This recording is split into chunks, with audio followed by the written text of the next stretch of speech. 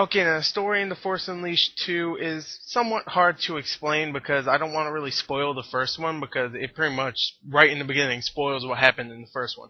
Hell, if you read the description of this game, it spoils the first one. So, if you didn't hear anything about this game and you don't want the first one to be spoiled, then go away, okay? Go away for another, like, minute or a minute and a half or whatever. Alright, so, there you go. Okay, now let me explain the story. The story in The Force Unleashed 2 has to do with Starkiller's clone. Ooh, you thought I said Starkiller. Starkiller was in the first one, and he died at the end. There was two endings, the light side and the dark side ending. And this is obviously following the light side ending, because the dark side ending doesn't really make all that much sense. So anyway, the light side ending is him dying, protecting the ones he cares about. And now Darth Vader said, you know what? He was too strong just to pass up. So he clones him, and his clone pretty much is saying, you know, screw you, Darth Vader. I'm tired of you betraying me. So he runs away, and pretty much that clone is trying to go find himself, really, and find all the people that he cared for. And really, that's all the story is. The story is actually still really good. I actually really enjoyed it because I like the Starkiller character. I like all the other characters. And really, just, you know, the story's simple. It's him going to, I guess, find himself and find all the people that he cares about and get revenge. So, simple story, but still pretty good. So, yeah, I like the story a lot. So, yeah, let's go into the sounds. Okay, now the sound effects in this game are really good. All the force lightning and force whatever, all those force push, they all sound really, really good. Now, the voice acting in the game is fantastic. I'll say it. Starkiller, whoever voices him, I forgot his name. I remember I heard his name before, and I was like, ooh, that guy, I like him. But he also does the mocap for him. He is really good. He definitely has the voice perfect for Starkiller, for that kind of character, like a dark rogue kind of Jedi, awesome badass. And he's great in it. All the other voice acting is really good also, from his love interest, Juno. Juno, yeah, Juno. It's not Ellen Page. And General Coda, and of course Darth Vader. You know, great voice acting overall, and the sound effects and sound overall are really good. So let's go on to the graphics. Okay, now the graphics in the game are just fantastic. Really, the character models are really, really good. The environments are fantastic, and the cutscenes look really crisp and nice. The special effects, like I said before, all the force moves like force lightning and the force push, and even like little ones like the repulse and stuff, the force repulse, they all look really, really nice. The lightsabers look badass, and all the different crystals you find around change the color and give it Starkiller a somewhat boost. I'll talk more about that in gameplay. They all look really good. All the lightsaber colors. So yeah. Also get a whole bunch of costumes for Starkiller, which all look really detailed and nice. And overall, the graphics, again, the third thing in this game there is great. I mean, what could be bad about this game, really? Let's go on to the gameplay of the game.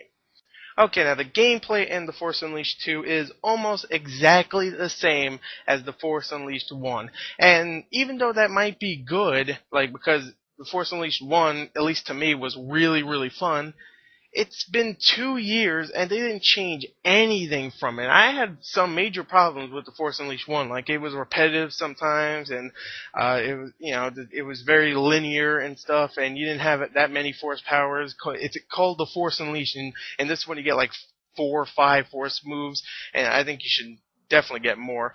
So really, it's exactly the same. It's just a hack and slash game. You get a second lightsaber, which doesn't change that much, and you get a new force move, Force Mind Trick, which I never use because it's so freaking useless. I mean, you could control one stormtrooper to go and, like, slap around one other stormtrooper. Ooh, whoop-de frickin' do.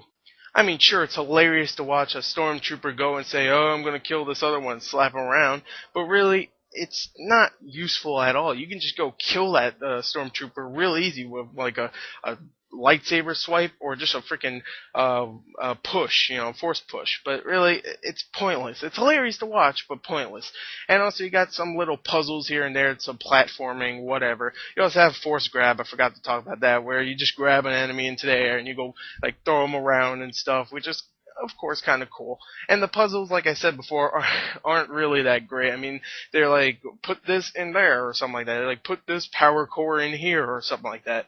You know, whatever. And there's some little quick time events here and there, which are kind of cool because the animations are really good. I forgot to talk about that in graphics.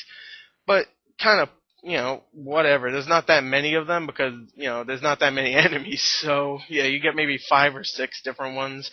But, you know, they're still okay looking at least. Now, before everyone says, oh, so you didn't really like the gameplay, I did like the gameplay. It was really fun, but I can't give it that high of a score. This is going to be like a 0.6 for my 1.0 scale, because, or maybe even a little less, because they didn't change really anything. And I know people are going to say, oh, you like Crackdown 2 so much. Crackdown 1 had nothing really wrong with it. That's the thing. Force Unleashed 1 did. I mean, it got repetitive a lot. In Crackdown 2, you could kill enemies, and you also freaking jump around, explore the whole place. This, all you do is kill, do a really retarded platforming section for like a half a second, and then do a stupid little puzzle thing with your force grab, and that's really it. And it gets a little repetitive, but I will say, there is a lot of fun parts. So, you know, and there's a lot of ways you can like be inventive and throw someone off a ledge and then shock him and use him as a lightning grenade, which is kind of cool. So overall, it's kind of confusing to rate this because I really enjoyed it, but it's so freaking disappointing to see that there's nothing really different. Not even the combat is different. It's just whatever. I mean, you get upgrades and stuff, and you get like lightsaber crystals and stuff, so you can make your lightsaber look different and add a little advantage to your health or your force powers, but not really anything big in this game. So overall, even though it's fun, it's still repetitive in some parts, and it's not a big change from the first one. So the story might be pretty good, the graphics are great, and the sound is great, but the gameplay is not that great. So overall, I mean, it's a good rental, don't get me wrong, it's still like a high 7, but it's still a big step down from the first one. So, yeah. Thank you, and also look at the description, the written reviews there, and thank you and goodbye.